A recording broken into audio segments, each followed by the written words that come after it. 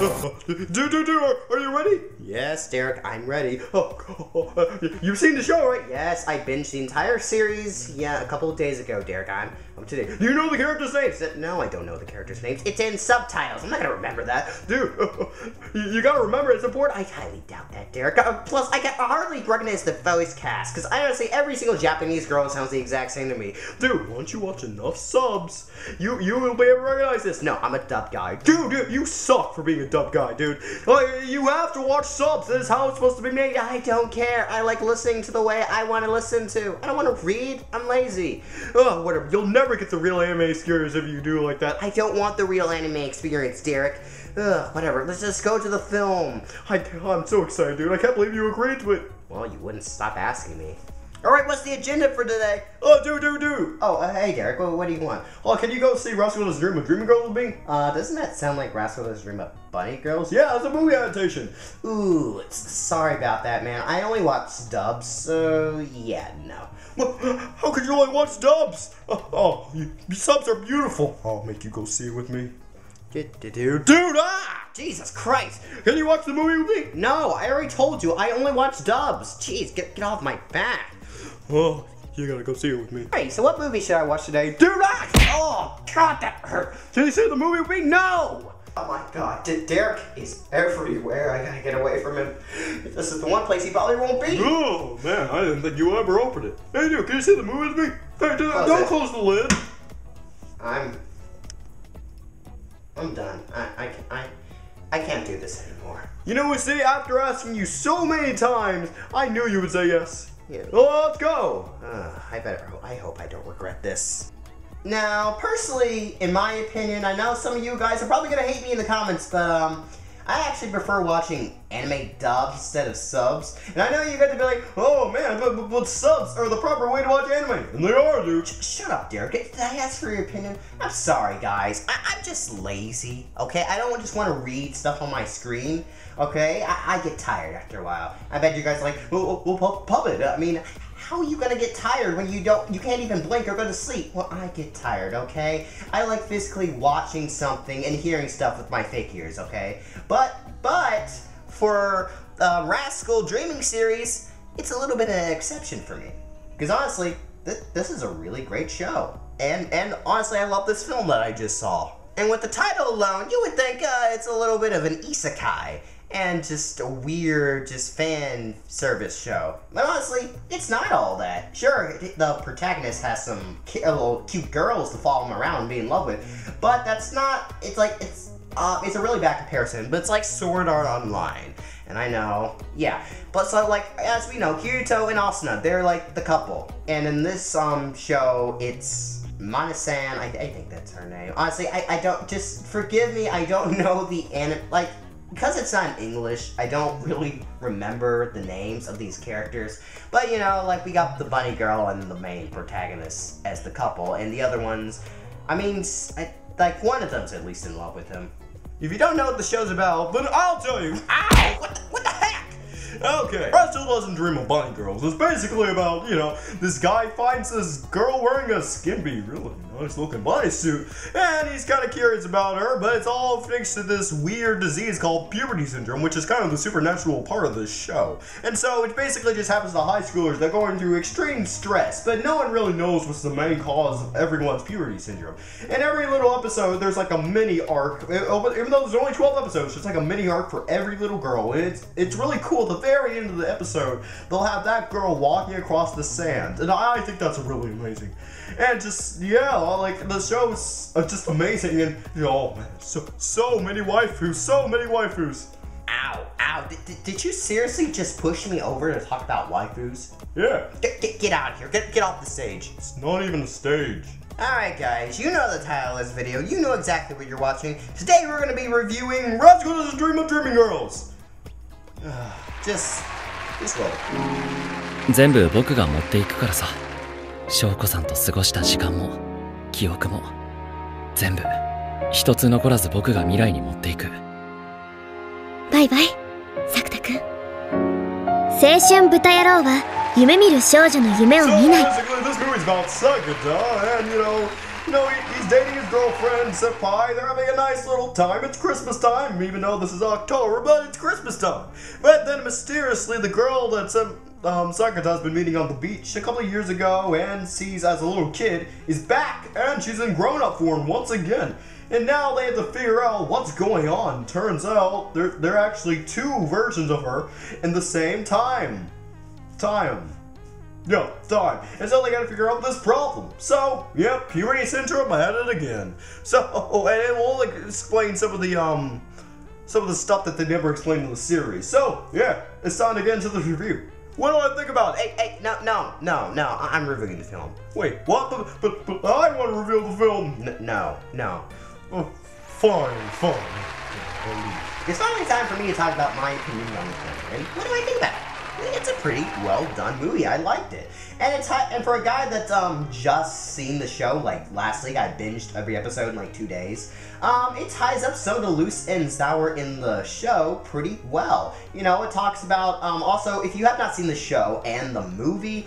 Yeah, spoilers in this. We're gonna go on a deep dive on this. So basically it ties in some of like the cuts on Sakata's body, like that's explained. Also, why there's a middle school version and a high school version of this mysterious girl that Sakata's met like years ago. That was never really explained, and they finally do explain all that in this. I don't know if this is the final thing that's gonna come out of this series. Because honestly, Season 1 wrapped everything up pretty well, even though with all those loose ends and still questions, I still think the series was wrapped up pretty well. Just like the show, the movie's extremely emotional, and honestly, sure, it didn't get me crying just like this show. And honestly, the thing about this show is this show was the first anime I ever cried to. Cause, like, just when, Sakata's sister lost all of her recent memories and regained her old memories, so she's not the same person that Sakata's been with the entire time. That really broke me, honestly. This one almost got me. And, like, still, we're going to spoilers, especially when, Senpai ran into the car and died. That shocked me. And everyone in my theater were just shocked, like, what? That happened? I was almost crying. I didn't cry though, but it was such an emotional thing. And the reason I really didn't, because they introduced time travel in this film. Time travel. Okay, just once I knew that time travel was, possible in this show, I was like, yeah, they're gonna fix this. They can't kill off my girl Senpai. They just can't. They can't just kill her off like that. They just can't, and I won't accept it. And turns out the girl, the older version of that mystery girl, was actually just the future version. And actually this middle school girl has heart problems because we need something really sad. And my cape is getting off. Can you fix it? Yeah, fix it. There we go. I really hate having to ask him to help me every time because I really like this cape, but it keeps really getting off balance. But anyways, fix it please. Ugh, just sorry. Anyhow, guys. Yeah. So basically, she has heart, issues, and she's about to die. And the reason that she's actually alive in the future is because Sakata dies. He gets hit by a car, but he donates his heart to her, and she lives. And she's come back to the past to actually try to fall in love with him and just have a life with him. Which is, I guess, is sweet, but also sad that she told him all this stuff. I feel like she had to tell him though. All our favorite girls are back. We got Sister of Senpai. We got Sakura. Okay, now I'm forgetting his name. Sakura's sister. We got girl with glasses. We got the girl that he kicked the butt into. Okay, that's a girl. We all got them. They don't have much roles in them. Those side characters. It's only really Senpai and Sakura. I might be butchering his name at this point, but please just bear with me. It's basically just those, and also the girl. That's the main purpose of this. It's called Rascal Doesn't Dream of Dreaming Girls. I mean, is he dreaming of dreaming? I don't think he's really dreaming. I mean, she's physically there. But, I mean, time travel is confusing. This movie kind of confuses me. So the way they go time traveling is they fall asleep. And, I don't know, they're like really sleeping. And that's just a thing they can just do.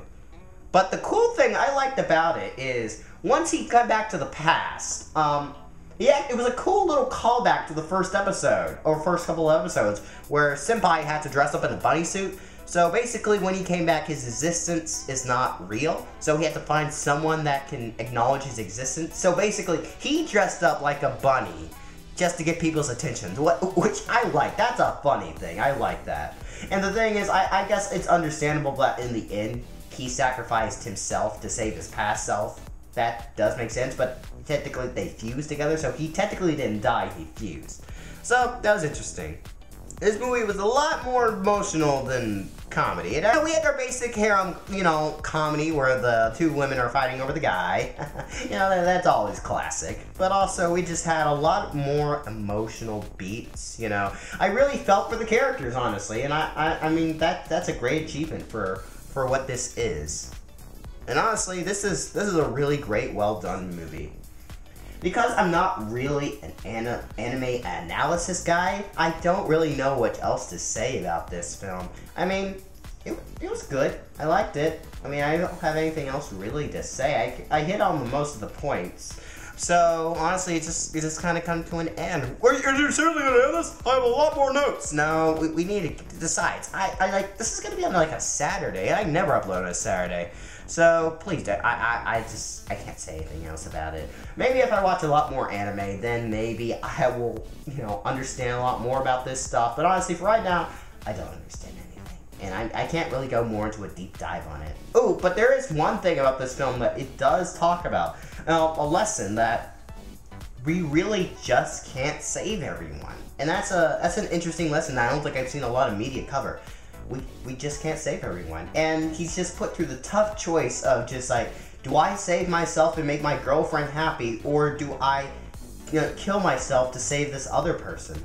In both ways. And also, because Senpai sacrificed herself, honestly, there's honestly no way out of it. Either he dies or she dies. It's really just, there's no winning in this situation. It's just, how do you deal with a situation like that? And I like that. I really, really like that. The fact that Sakura,